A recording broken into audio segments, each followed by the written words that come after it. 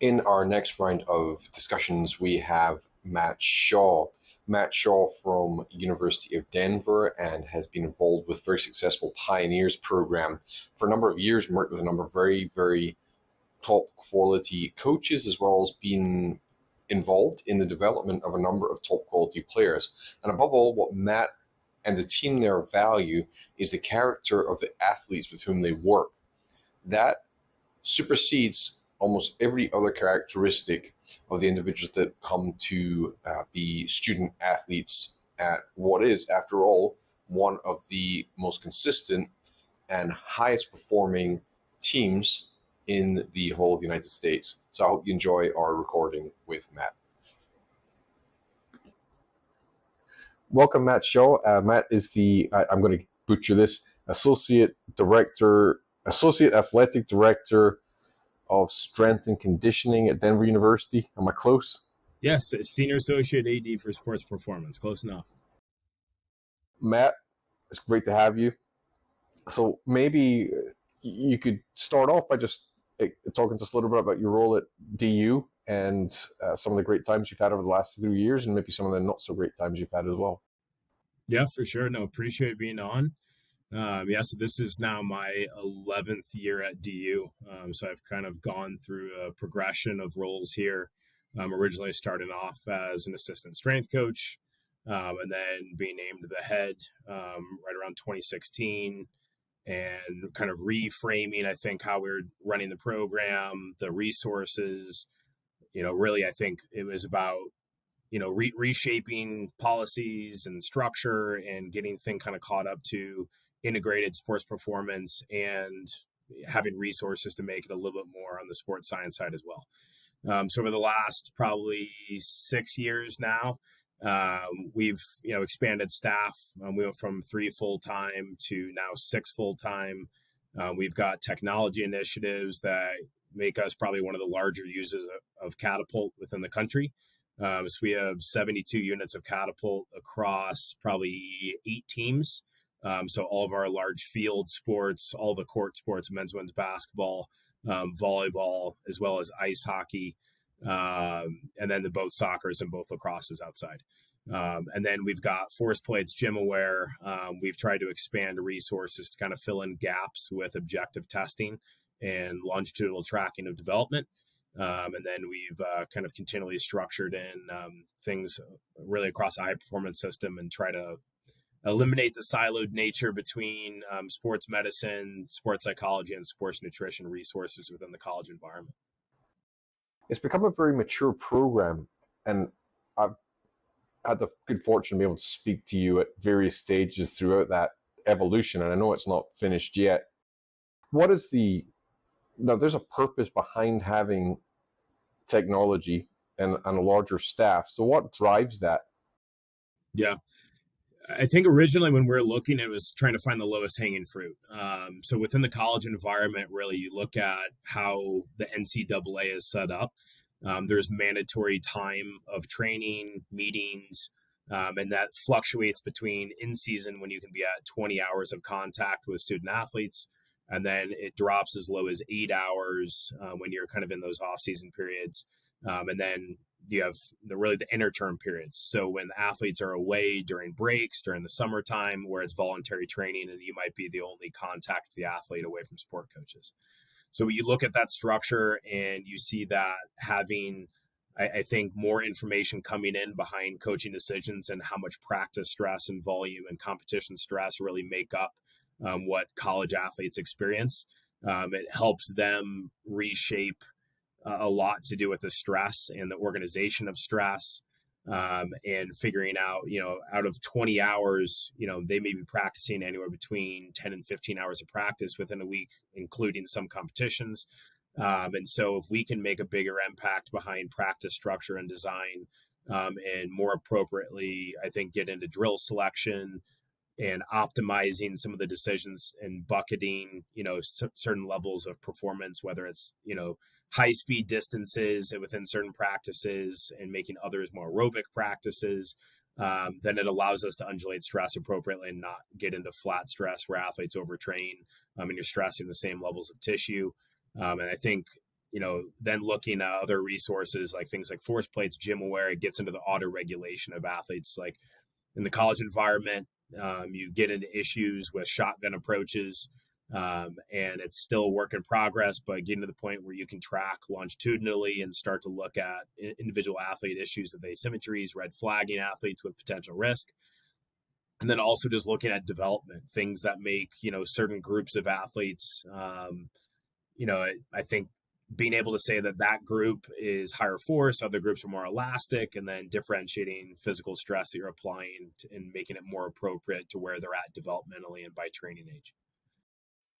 So two parts to that for me. One, it sounds like, or at least you're implying that whilst you want to do as well as you can as a team and with the groups of athletes you have, you also have one eye on preparing these athletes for whatever the next step could be.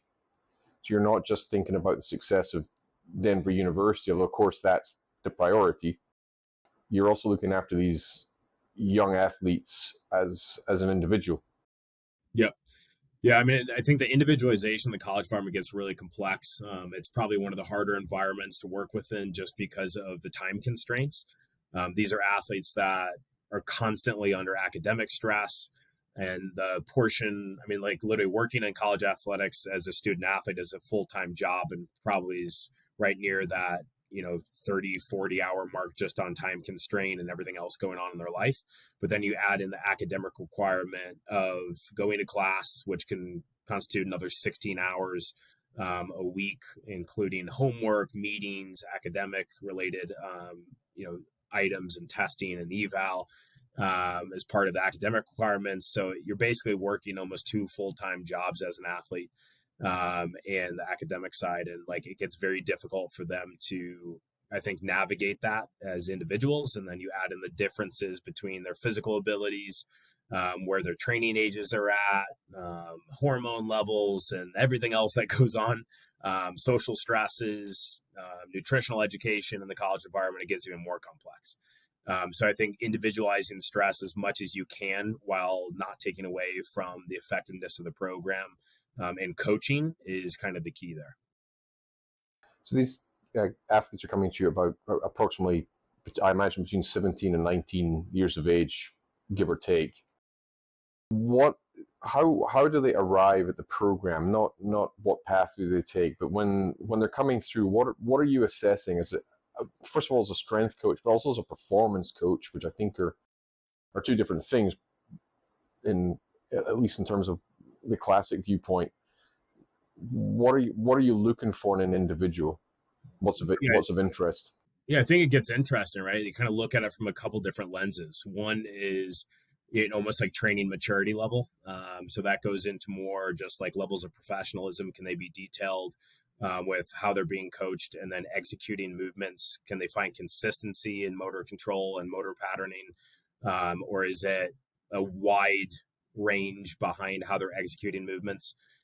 You look at, like I said, the lifestyle piece. Can they control factors away from training, lifestyle management, nutrition, how they sleep at night, and find consistency in managing themselves? And then you look at, from the physical side, the maturity with training age. Like every athlete comes in a different situation, especially by sport. You have some athletes that come in with years and years of training experience that have gone through academy environments that are well structured, or have gone through other like juniors programs for hockey specifically, where they've had resources and worked with a strength professional before. And then you have athletes that come in and they've done absolutely nothing before and have only done skill development and practice within their sport. So I think there's a lot in terms of the spectrum of athletes that come in, and being able to kind of figure out where somebody's starting point is at, how well that they move orthopedically, how well that they can balance and maintain posture within specific movements, and then finding the initial path into training and loading, and where they're at in terms of force production really gets used with the force plates, and being able to kind of figure out where the relative strength and force production is at. Do you have an archetypal athlete that you think, yeah, this person has it all? No. I mean, I think it's funny, right? Like a lot of the time what you see is what you get from somebody's experiences, right? Like you get an athlete that's super skilled and has developed that skill because they've bucketed all of their time into practice and technical and tactical practice within their sport, and then usually they lack the other end on the physical development piece. Then you have other athletes that probably haven't spent enough time doing skill development or not found the balancing act of it, and they're very physically developed and they need to spend more time doing skill practice.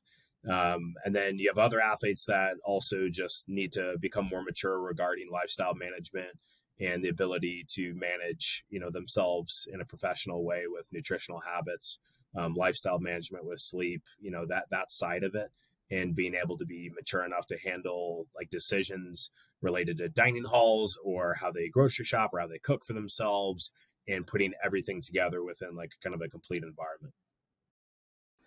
I have another colleague that says, and he talks specifically about hockey, but in general, his feeling is that athleticism trumps everything. It's easier to transfer athleticism across sports than it is to transfer obviously technical skills by age group. So if we start by, let's say, 12, 13, 14, as we move up, and it might be worth making a distinction between training age versus, your sort of biological age versus your sort of chronological age. But what do you think are key at each stage of development, if we talk about it that way? Where should people be focusing the balance of their time? What I think, like at times, right, it depends on the level that people are trying to get to and where their performance is at. Because I think, you look at sports such as hockey that really have like a wide array of like the demand within the sport. You have really high levels of athleticism that can get you there. You have really high levels of like just general athleticism that can get you there. But the higher that you get within the sport, I think that the more that skill requirement becomes maybe the immediate roadblock. But I think that in almost every sport, developing general athleticism is always going to be the foundation behind everything else.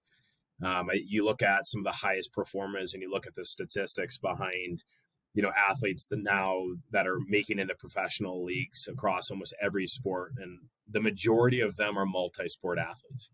And having a really wide spectrum of exposure behind, variable body positions, speeds, and sport demands. And you look at like stick sports and just the level of skill and like the movement variability that comes with not only like throwing or passing with a stick, but also being able to break down the physical and mental abilities and reaction times to the sport, with lower body actions also occurring in sometimes the complete opposite direction. I think a lot of that has to do with general foundation behind athleticism. And then, it's being able to still develop skill long term while that athleticism has the largest foundation possible.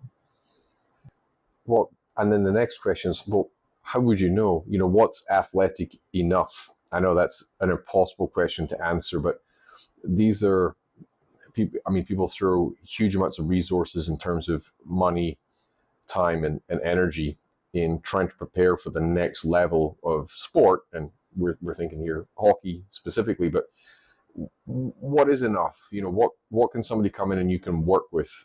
I assume once they've got there, they've been scouted and vetted, but what is enough? Yeah, that's a really hard question, I think, to answer. I mean, I think everyone's going to have a different starting place in terms of athleticism and skill. And I think in a lot of ways, like especially within the college environment, it's identifying where they're most developed and actually putting maybe more weight in terms of their development in the opposite area, bringing up the foundation that needs to be developed, and then continuing to foster long-term development, obviously with the area that is strong. But so we have a lot of athletes that come in that are very, very high skill and then very physically underdeveloped, or it's usually the opposite, that they lack really high end, skill sets, but then they're very physically developed. And I think it's always a balancing act. I think that, one of the reasons, especially at DU, that we've looked at, like the Gray Institute and such a three-dimensional model behind performance, behind speed development, behind, agility, quickness, plyos, strength work, everything, is that to me, movement expression is the key behind everything. And the more movement variability that there is, the more athletic that individuals get. The more vision that they can find, I think, within their sport. And so it's challenging them in unique and different ways to kind of create those situations and developing that long term across their time here. Yeah, that was an impossible question to answer, because there is no the answer, and if we had the answer, we'd be sitting pretty. So the kiddos will come to you, and then they'll work through the program, and they'll be really well supported by the resources you guys have there. When they come to graduation, roughly what percentage, is it even possible to say that, are then going on to enjoy a professional career, not necessarily just NHL, but moving into play competitive? Yeah, I mean, it's interesting. Over the years, those stats have probably changed. We've been fortunate to have really good coaches, and also I think athletes that are highly motivated in every environment, whether that's academics and whether that's athletics. But I'd say that there is a significant portion that are now moving on to the professional ranks at varying levels. So, we have athletes that a lot of the time are drafted, and then there's also a significant portion that come in as free agents, or those that are probably more academically proficient as freshmen, and maybe are trying to have a long-term career, successfully within the business world or in other professional rings. But I'd say, like, right now, you look at the amount of athletes that are signing contracts, and I'd say that we're probably north of 50%. And then on a given year, and that's 4-year athletes now are different at DU. It's probably only a few out of every class that are getting to the point where they're actually 4-year athletes, because many of them are signing between their sophomore and their junior year. Which creates a bit of a headache for you. I mean, it's a great problem to have, because it means you're getting a lot of turnover.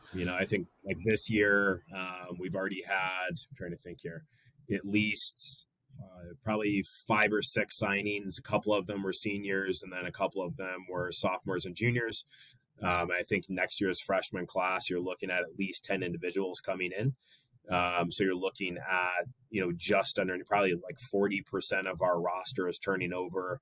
And then you're probably looking at almost 70% of our team, or 65% of our team, being freshmen or sophomores going into next season. And I think statistically now, I think we're almost always top 4 in the country in terms of youngest team and roster. So it tells me that you're getting your recruitment right. Yeah. That's the one thing we definitely don't bend on, is recruiting standards, character of athletes, and finding the best people that fit within our environment, because it's definitely not for everybody. What are some of those standards that we're looking at?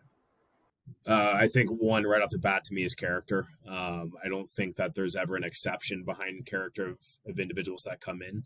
I think our staff does an unbelievable job of, having community contact points with coaches, people that know the kids, that can speak upon their character and the type of individual that they are within the locker room. Especially as kids navigating a junior hockey environment. A lot of these kids have also crossed paths with current players or alumni and things like that. And so there's a level of communication behind what type of kid that you're bringing in away from the team, but also, matching that with their abilities on the ice, off ice, in terms of where they're at with general physical development, and then kind of making sure that they fit with what we're doing. But I think they have to be committed to, I think, a level of excellence. These kids come in and they're in an environment immediately right off the bat every year with the expectation of trying to pursue another national championship. And so those expectations are always there. And it's difficult for kids to come in and understand that, at times that it can be high stress, and there's a lot of demand in terms of expectation in season with how they conduct themselves, with the time spent investing into their physical development, balancing that with playing time. And if you're a low minute player, then doing even more work, or a high minute player and maybe at times doing less work than individuals, set up for recovery purposes. But I think that we do things with purpose and with planned execution. And doing it very well based on your recent record. And even some of the coaches who've come through, in all honesty, even they have gone on to work at a higher level. Yeah, we've been very fortunate. Like in the last 11 years, like I've worked with Coach Gwozdek. He was my first one. Who's a legendary coach.